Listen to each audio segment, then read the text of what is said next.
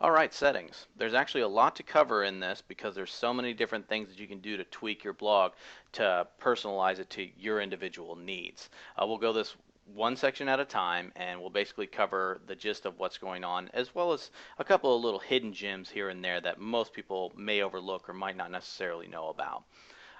We'll start with general settings. This is basically the information about your blog and how certain items are displayed. If you ever wanted to edit your subheadline or your tagline, you're going to find that right here in general settings, and that's where you're going to be able to edit it.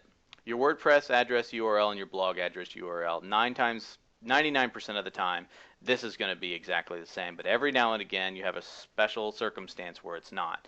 If you're unsure, just leave it the way it is. The email address, this is where all the notifications are going to get sent. This isn't your user email address. This is where your notifications are.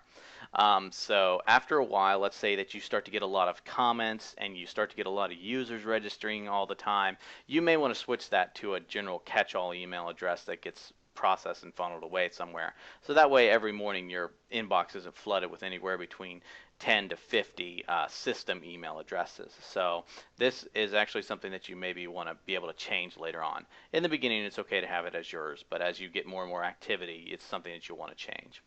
Membership. If you want anyone to register, your login meta will show it will show also a register link that people can register username and password and be able to sign up for your site. And if you check that box, that's what's going to show up there. The new user default role, you're always going to almost want to put that at subscriber. That is someone who can go in and put in comments and read.